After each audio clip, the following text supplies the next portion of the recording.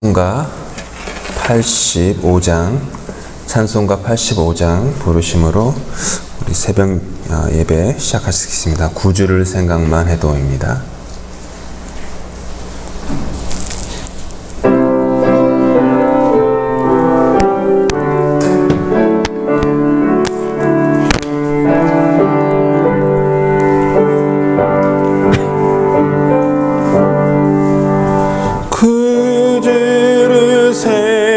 생각만 해도 이렇게 좋거든. 주 얼굴 배울 때야 얼마나 좋으랴. 만민의 구주 예수의 귀하신 이름은 천지에 있는 이름 중 비할 데 없도다. 참에게 하는 자에게 소망이 되시고 구하고 찾는 야에게 기쁨이 되신다. 예수의 넓은 사랑을 어찌나 말하랴. 주 사랑 받은 사람만 그 사랑 알도. 사랑의 구주 예수여 내 기쁨 되시고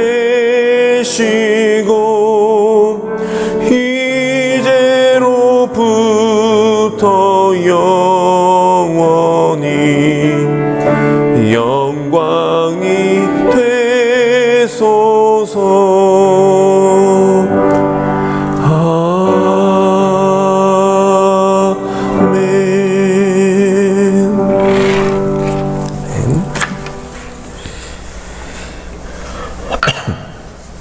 나의 사랑하는 책 6번째 시간입니다. 오늘은 예수 그리스도를 중심으로 성경을 읽는 것. 성경을 읽을 때 우리 당연히 예수님 생각하고 읽을 수 있겠지만 예수를 배경으로 삼아, 그리고 예수를 중심으로 삼아, 예수님을 렌즈로 삼아 성경을 읽을 때 성경이 또 새롭게 열립니다. 이게 2000년 전 예수님의 죽음과 부활과 그리고 승천을 경험했던 초대교회 교인들이 그렇게 성경을 읽음으로 눈이 띄었던 그런 것들인데요. 그걸 중심으로 함께 은혜를 나누도록 하겠습니다. 디모데후서 3장 15절부터 17절 말씀입니다. 디모데후서 3장 15절부터 17절 말씀 함께 교독하고 마지막 절 같이 읽겠습니다. 제가 먼저 15절 읽겠습니다. 또 어려서부터 성경을 알았나니 성경은 능히 너로 하여금 그리스도 예수 안에 있는 믿음으로 말미암아 구원에 이르는 지혜가 있게 하느니라. 모든 성경은 하나님의 감동으로 된 것으로 교훈과 책망과 바르게 함과 의로 교육하기에 유익하니. 함께 읽겠습니다. 이는 하나님의 사람으로 온전하게 하며 모든 선한 일을 행할 능력을 갖추게 하려 함이라. 아멘.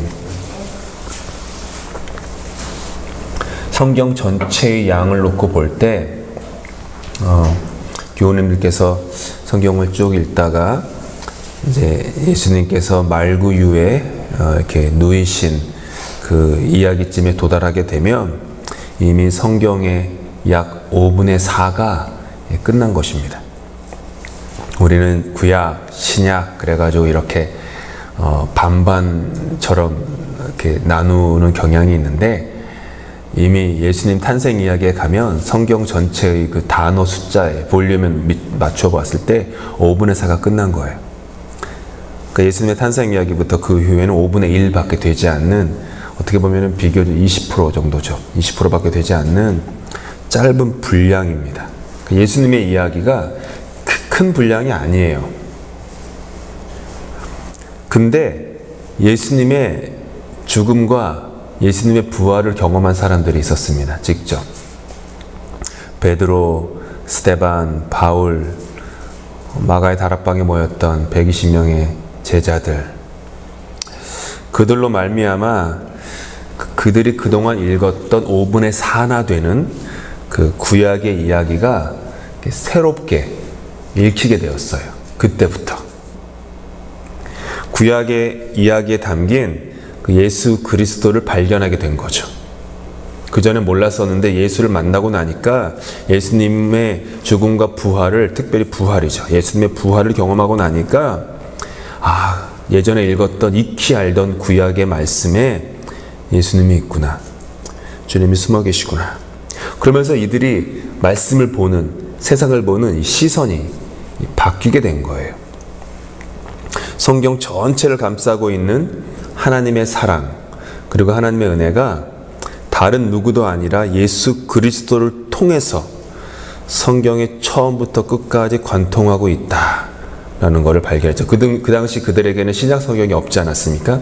우리에게는 신약 성경을 빼고 구약 성경까지 하면 5분의 4이지만 2000년 전에 그 그리스도인들에게는 신약 성경이 없었기 때문에 그들이 가진 구약 성경 전체가 성경 전체였어요. 그렇죠?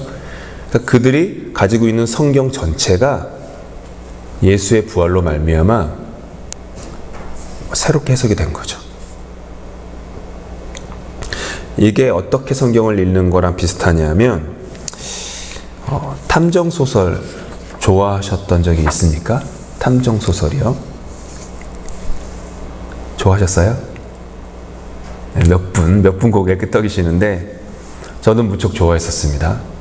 그래서 셜록 홈즈 나오는 탐정소설, 궤도 루팡, 특별히 또 아가사 크리스티의 그 탐정소설, 그거 되게 좋아했었어요. 그거 읽으면은 수많은 궁금증을 안고 처음부터 이 손에 땀을 주면서 페이지를 넘깁니다. 페이지 넘길 때마다 잘 설명이 되지가 않아요. 미스테리로 가득한 어떤 그 범죄 현장이 등장하죠. 그리고 범죄 현장이 있는데 그 범죄 현장과 연결된 사건에 그 직간접적으로 연결된 그 사람들이 등장해요. 수많은 사람들이. 그 수많은 사람들이 나름대로 사연이 있고 또 나름대로 과거가 있어요. 그러면서 쭉 읽다가 이제 어떤 사람이 의심이 가기 시작하는 거죠. 처음에는 A라는 사람이 의심이 가서 이 사람이 범인이야. 막 페이지를 넘기다가 가만히 보니까 이 B라는 사람이 또 의심이 되는 거예요. 그래서 B라는 사람이 범인이야. 그러면서 이제 의심들이 조금씩 풀려가고, 그러면서 이 사건, 막 복잡했던 사건들이 날줄과 씨줄처럼 얽히고 설켜 있는 것을 발견해요. 그러면 더 복잡해지죠. 그런데 우리의 위대한 그 소설 속의 탐정은 이 하나하나의 날줄과 씨줄을 풀어요. 하나씩 풀어가요.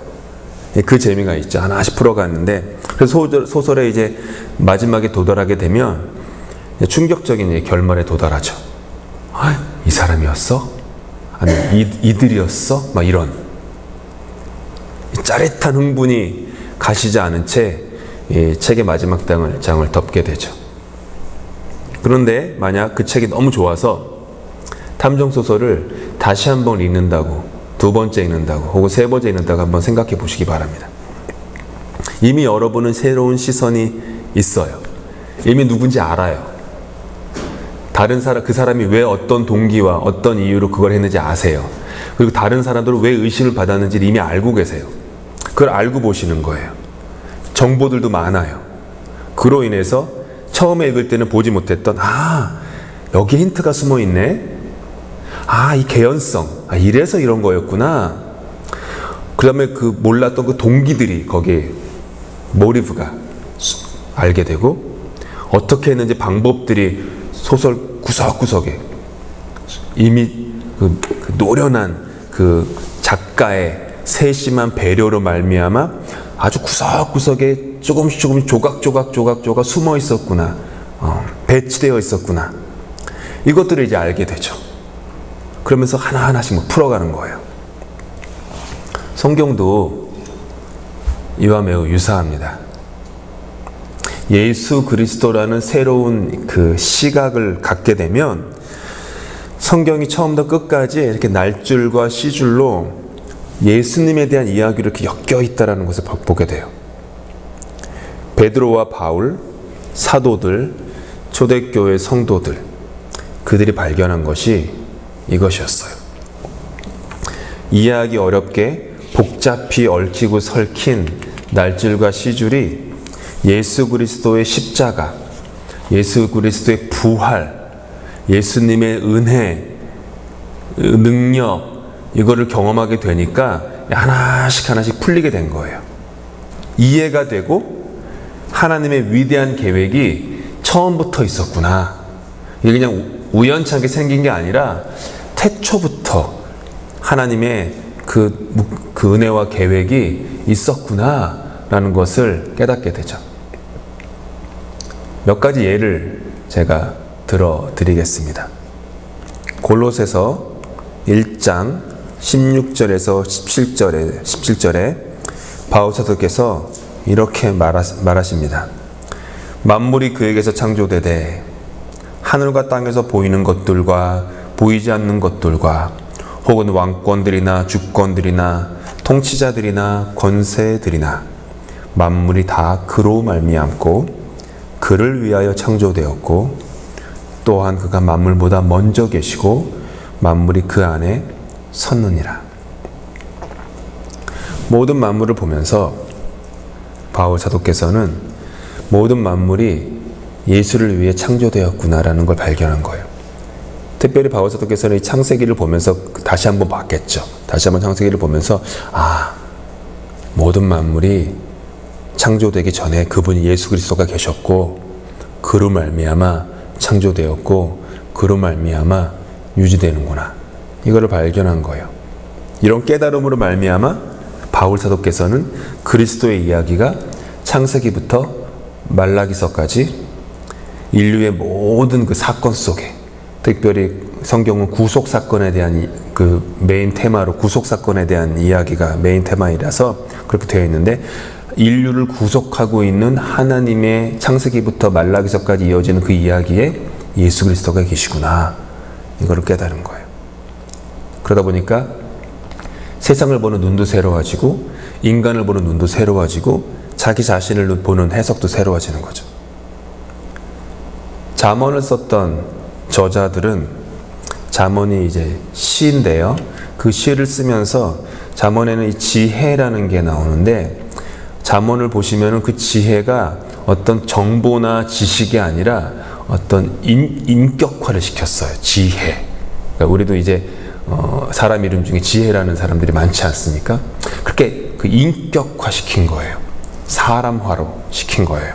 그래서 그리스도의 십자가와 부활의 이야기로 말미암아 이 잠언에 나오는 그 이야기도 역시 그 예수의 지혜가 거기에 숨어 있었구나. 이런 걸 발견한 거죠. 예를 들어 이런 거죠.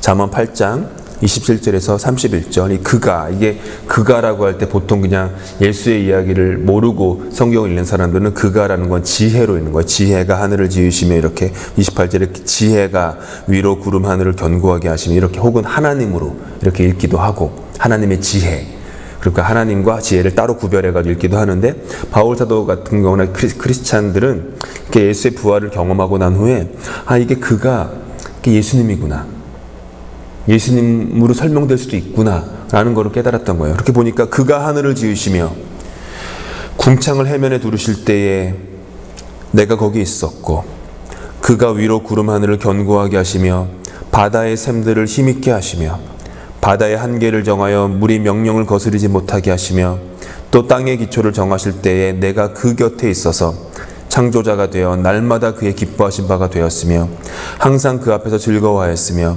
사람이 거처할 땅에서 즐거워하며 인자들을 기뻐하였느니라. 이런 것들을 깨닫게 된 거죠. 초대교회 신앙의 지도자들은 예수 그리스도께서 모든 성경에 나오는 하나님의 약속과 예언의 성취의 완성이라는 것을 이렇게 깨닫게 된 거예요. 그래서 오순절 다락방에서 성령의 그 120명이 그 마가의 다락방에 있어서 딱 120명은 아니지만 120명 정도 되는 사람들이 마가의 다락방에 있어서 성령의 그 임재를 경험했죠. 성경을 자세히 보시면은 마가의 다락방에 있었던 사람들의 이름이 나오는데 남자 이름 한 10명 안 되게 등장하고 그 다음에 이름이 없어요. 그 얘기는 마가의 다락방에 모였던 대다수의 사람은 여성이었다라는 것을 상상할 수, 적어도 100명 정도 여성이었을 가능성이 큽니다. 그렇게 많이 모여서 기도하면서 성령의 임재를 경험을 하였는데 그때 성령의 임재를 그 머리 위로 불같이 성령이 임하고 방언을 하지 않았습니까? 그때 베드로가 일어나서 설교를 해요. 그때 베드로가 어떤 설교를 하냐면은 히브리 성경, 그 구약 성경이죠. 히브리 성경에 나오는 수많은 이야기를 중심이 된 이야기들 이렇게 뽑아가지고 요약해서 정리를 해요. 그 자리에서 베드로 사도께서 특별히 요엘의 이야기를 하고 여러 시편의 말씀들을 인용하면서 모든 이야기들이 그것 봐라, 예수를 향하고 있구나, 이거를 설명하는 거예요. 베드로 사도께서. 그러니까 성령을 받고 나니까 요엘 선지자의 이야기라든지 시편에 있었던 이해 못했던 이야기들이 이해가 되는 거예요. 그렇지 않냐?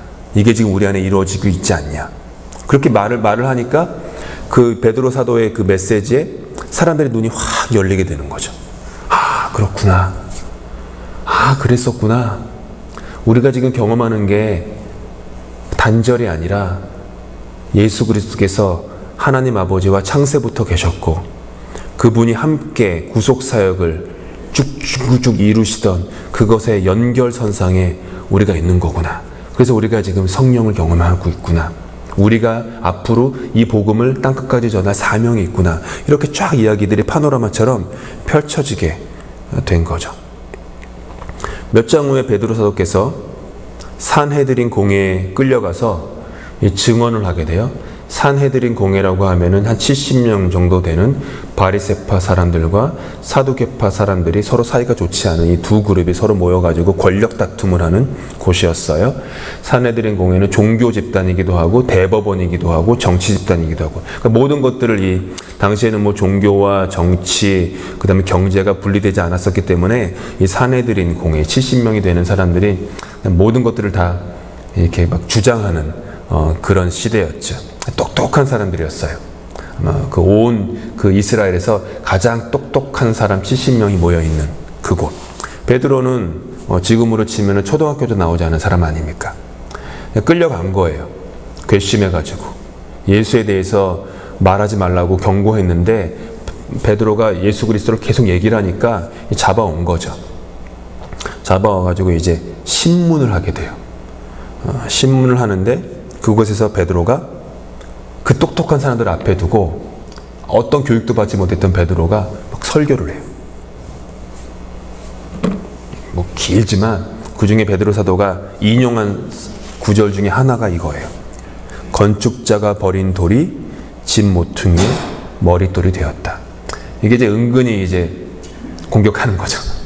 건축자, 이 나라의 건축자라고 생각하는 당신들이 버린 돌이 이 나라의 하나님 나라의 머릿돌이 되었다. 이게 벌써 봐라, 시편에도 써 있지 않냐. 버림받은 예수가 머릿돌이 되는 것이다. 이러면서 예수님의 십자가 부활을 막 얘기를 하는 거예요. 산헤드린 공회에 있던 사람들이 서로 막 수군대죠. 성경을 보시면은 아니 그 무식쟁이, 예전에 제가 몇 주 전에 주일 설교됐지만 갈릴리 출신의 갈릴리 출신 가난하고 못 배운 저 베드로라는 어부가 어떻게 저렇게 말을 잘하나? 막 당황하죠. 당황하다가 이제 화가 나, 자존심에 스크래치가 나죠. 그래가지고 막 매질하고 잡을 계속 가둬둘 명목은 없어가지고 보내죠. 사도행전 7장에 이르르니까 그 초대 7 집사 중에 한 명인 스데반 집사께서 순교하기 전에 설교를 해요. 긴 내용의 설교문이 사도행전에 나오죠. 스데반 집사가 하는 설교의 모든 걸 보면 처음부터 쭉 얘기해요. 성경의 처음부터 히브리 성경의 즉 아브라함 얘기 막 한참 얘기하고 모세의 광야 생활을 막 얘기하고 다윗의 얘기를 쭉 하고 솔로몬의 얘기를 쭉 하고 그 다음에 선지자 이야기를 쭉 하고 그러니까 구약 성경을 다 얘기하는 거예요. 다 얘기하면서 이런 모든 이야기들을 봐라. 이 모든 이야기들이 어느 한 지점을 향해서 흘러가고 있다. 그 지점이 어디냐면 바로 내가 지금 증언하는 예수 그리스도다. 이렇게 지금 이야기를 쭉 풀어가는 거예요. 그래가지고 사람들이 막 분노해가지고 돌을 던져서 죽이죠. 예, 최초의 순교자가 되시죠. 그 후에 빌립 사도가 있으세요. 이디오피아에 이렇게 가다가 성령이 이끌려서 다른 지역으로 갔는데 가다 보니까 이디오피아의 관리가 지나가고 있었어요. 이디오피아 흑인이죠. 이디오피아의 관리 게다가 내시였어요. 내시였는데 그 여왕의 그 재정을 담당하는 재무장관이었어요. 그러니까 흑인이었고 내시였고 그 이디오피아 당시 이디오피아는 굉장히 부한 강국이었습니다. 그렇기 때문에 뭐 그 이디오피아 거기에 재정을 담당하던 아주 고위 관리가 마차를 타고 가면서 이 사람은 이제 유대교에 나름대로 귀의를 했던 사람이었거든요. 나름대로 유대교에 심취를 해가지고 예루살렘에 가서 이제 유대교 절기에 그 예배를 드리고 자기 고향으로 자기 집으로 돌아가던 길에 그 구약 성경밖에 없었으니까 성경이 있는데 이사야서를 읽고 있었어요. 도무지 이해가 안 되는 거예요. 이사야서가 너무 이게 무슨 뜻이지? 그래 고민하고 또 고민해도 이 이야기의 뜻이 모르겠는 거예요. 빌립 사도가 뭘 가지고 그렇게 고민하시니까 그러니까 이디오피아 그 내시가 내가 이거 성경에 있는데 이게 도대체 무슨 뜻인지 모르겠다고. 그래서 빌립 사도가 그 마차에 올라타 가지고 성경 한번 줘보시라고. 이사야서인 거예요. 쭉 보더니 그것은 무엇입니다. 라고 해가지고 막 해석해요. 그래서 그거를 이렇게 얘기하죠. 빌립이 입을 열어 이 글에서 시작하여. 그러니까 그 에디오피아 내시가 고민하던 그 글에서 시작해서 예수를 가르쳐 복음을 전하니. 그러니까 이사야서에 나왔던 그 어떤 구원자, 그 메시아의 고난에 대해서 얘기 나오는 성경을 보고 있었거든요. 그러니까 그게 바로 예수다. 당신 기억나? 혹시 들었어? 얼마 전에 예수라는 분이 있었는데 복음을 전하고 이런 일들을 했는데 사람들로부터 거절당해서 십자가에 달려 죽으셨어. 죽기 전에 이런 고초를 당하셨어. 그것이 지금 이사야서에 나오는 그 이야기인 거야. 하지만 하나님께서 그를 죽음 가운데 살리셔서 부활하셨고 내가 바로 부활의 증인이야. 이런 얘기를 쭉 펼쳐갔던 거예요. 그러니까 에디오피아 내시가 눈이 확 열리는 거예요. 너무 기쁜 거예요. 지나가다 보니까 옆에 물이 있어요. 물이 있으니까 이제 아마 이야기 중에 예수님께서 세례 요한과 더불어 세례를 베풀었다는 얘기가 있었나 봐요. 이디오피아 내시가 보더니 나 세례 받아야겠다고. 세례 받아야겠다. 그래서 그 즉시 마차에서 내려가지고 세례를 받죠. 그게 이제 사도행전 8장에 나오는 이야기예요. 이런 패턴들이 사도행전에 그냥 계속 가득해요. 계속 가득해요. 교회가 제일 어려웠을 때가 언제냐 하면은 이방인들, 유대인이 아닌 사람들도 할례를 받고 교회로 입회를 허락해야 된다라고 해서 그 유대교 바리새파에 있었던 사람들이 그리스도인이 돼가지고 왔었는데 아직도 옛 바리새파 율법을 버리지 못해가지고 그 교회 안에 있었던 사람들로서 그 분쟁을 일으켰어요.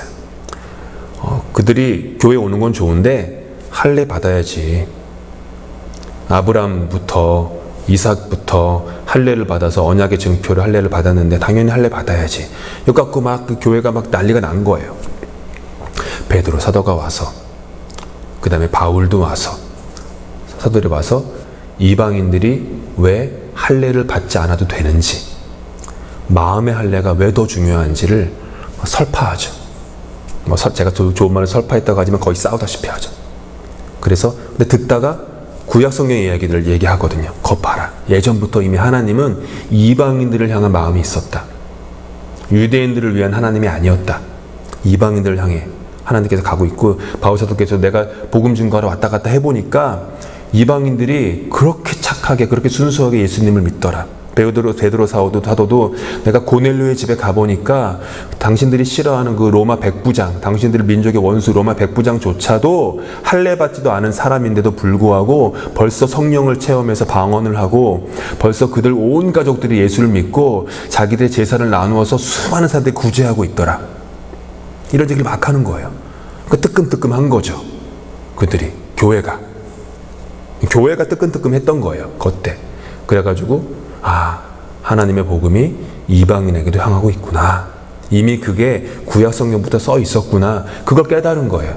그때부터 교회가 더 이방인을 향해 뻗어가죠. 만약 그러지 않았으면은 기독교 교회는 유대인들의 어느 한 섹트, 그 한 분파 정도로 남았었겠죠. 바울 사도께서 특히 탁월하신 분이셨어요.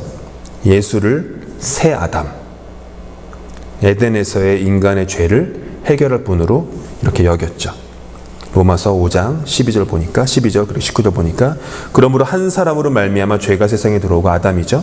죄로 말미암아 사망이 들어왔나니 이와 같이 모든 사람이 죄를 지었으므로 사망이 모든 사람에게 이르렀느니라. 한 사람 즉 아담이 순종하지 아니함으로 많은 사람이 죄인 된 것 같이 한 사람 예수죠. 순종하심으로 많은 사람이 의인이 되리라.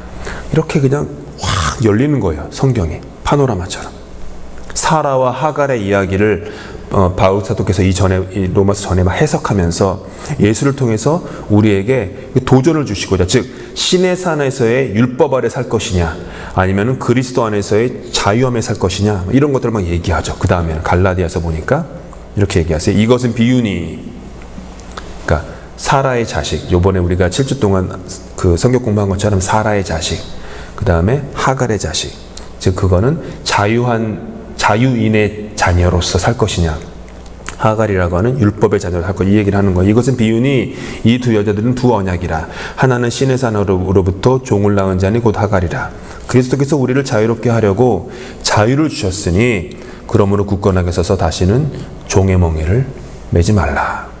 이렇게 구약의 사건을 예로 들어가면서 이것이 실제적으로 일어난 일이지만 동시에 그리스도의 십자가와 부활로 주어지는 생명의 법, 자유케 하는 법이다. 이것이 벌써 그때부터 숨어져 있었다라는 것들을 설파하는 거죠. 바울은 심지어 출애굽 이야기를 예수 그리스도의 이야기로까지 해석할 정도예요. 홍해를 건넌 것은 그냥 물리적인 홍해를 건넌 것이 아니라 홍해라는 물을 건넌 것이잖아요. 그것은 바울을 우리가 하나님께서 자신의 모든 이스라엘 백성들에게 세례를 주었다 라고까지 해석해요. 만나와 메추라기, 반석에서 나오는 물 이야기에 모든 것에 그리스도가 녹아있다 라고 얘기하죠. 그래서 고린도 전서 10장 1절 4절에 이렇게 말씀하세요. 형제들아, 나는 너희가 알지 못하기를 원하지 아니하노니 우리 조상들이 다 구름 아래에 있고 바다 가운데로 지나며 모세에게 속하여 다 구름과 바다에서 세례를 받고 다 같은 신령한 음식을 먹으며 다 같은 신령한 음료를 마셨으니 이는 그를 따르는 신령한 반석으로부터 마셨음에 그 반석은 누구요? 곧 그리스도시라. 이렇게 해석한 거예요. 그러니까 막 삶이 열리고 어려웠던 성경이 막 펼쳐지고 그러면서 막 사람들이 마음속에 이게 그런 거였구나 하면서 마음의 자유함이 생기면서 그 자유의 복음을, 은혜의 복음을 막 전하지 않고는 견딜 수가 없어서 막 퍼져 나갔던 거죠. 예수의 이름이 임마누엘, 대강절 기간이 다가옵니다. 임마누엘, 예수가 하나님이 함께 하시도다. 우리 가운데 함께 하시는 하나님, 면면이 역사건 함께 하시는 하나님, 우리 눈에 보이지 않으시더라도 그분이 우리에게 늘 함께 하신다. 십자가와 부활, 그 능력과 사랑과 은혜를 경험하고 나서야 가려졌던 그리스도의 은혜가 이렇게 보이게 되는 것이죠. 우리 삶 속도 마찬가지예요. 예수를 중심으로 성경을 보고 예수님을 중심으로 우리 삶을 보다 보면 내 삶의 과거에 보이지 않았던 그리스도의 발자국들이 보이게 되는 거예요. 하나님이 계셨구나. 예수의 보혈이 묻어 있었구나. 그리스도의 십자가가 서 있었구나. 그로 인해서 인생에 새로운 의미, 기쁨, 감사, 소망, 해석들이 생기면서 삶이 푸릇푸릇해지는 거죠. 이것이 그들에게 임했던 새로운 시각이었습니다. 부활로 인해서 그 부활의 무덤 문이 활짝 열렸던 것처럼 그들을 가리고 있었던 돌문이 활짝 열렸던 거예요. 그러다 보니까 넓은 하나님의 세상이, 구원의 세상이, 은혜의 세상이 보이게 된 거죠. 하나님의 면면이 흐르는 생명의 손길이, 그 사랑의 눈빛이, 섭리와 계획이 다 보이게 됐던 거예요. 성경이 다시 읽혀지게 됐던 것이죠. 그러니까 다시 읽으니까 그리스도의 발자취가 보이게 된 거죠. 그리스도의 보혈이 구약 성경 곳곳에 뿌려져 있었고, 무덤을 박차고 돌문을 굴리신 하나님의 자유케 하는 부활의 능력이 이미 거기다 있었다. 새로운 인생을 맞이하게 된 것이죠. 삶이 새로워지고, 세상이 새로워지고, 관계가 새로워지고, 자기 간의 일이 새로워지고, 모든 것이 새로워졌던 거예요.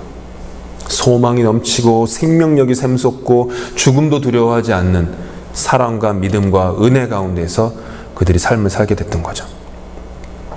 이런 그리스도의 십자가와 부활의 시선으로 성경을 읽게 되면 우리 역시 2000년 전 초대교회 문도들께서 발견한 그 복음의 비밀을 우리도 발견할 수 있습니다. 성경이 예수의 사랑과 은혜로 감싸져 있다라는 것을 발견하게 돼요. 그리고 성경이 그냥 글자가 아니라, 이 성경이 그냥 글자가 아니라 예수의 생명이 숨쉬는 그리스도 자체, 그리스도의 피, 그리스도의 부활, 지혜, 영생, 그것을 발견하게 되죠. 그래서 이 말씀을 읽는 사람마다 아까 설교 시작하기 전에 시작할 때 읽었던 말씀처럼 살아나게 되는 거예요. 회복하게 되는 거예요. 삶이 회복되고 의미를 찾게 되는 거죠. 부활의 생명을 이렇게 말씀과 함께 여정을 걸어가시면서 살기를 축복드리고, 또 부활의 생명으로 말씀을 사모하며 이렇게 말씀을 이렇게 집어서 이렇게 말씀을 이렇게 읽는데 멈추지 마시고 말씀을 먹으실 수 있기를 바랍니다. 이렇게 말씀을 드셔야 돼요. 성경에서는 말씀을 읽는다라는 표현보다는 먹는다라는 표현을 훨씬 더 많이 쓰거든요. 먹어야 돼요. 드셔야 돼요.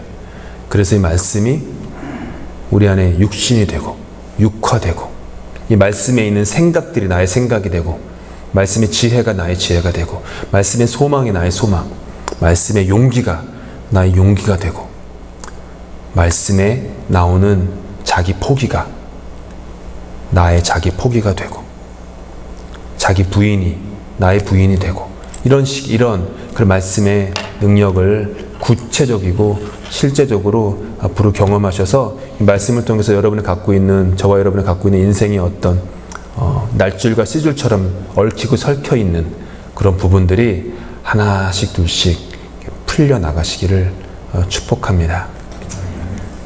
오늘 저녁에 7시에 그 업스트림 찬양 집회가 이 자리에서 있습니다.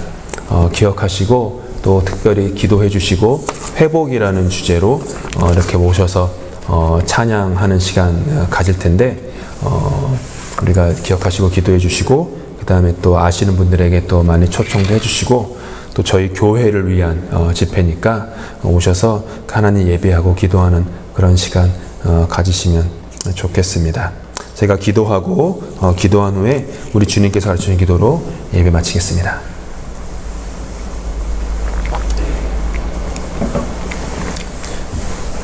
예수 그리스도께서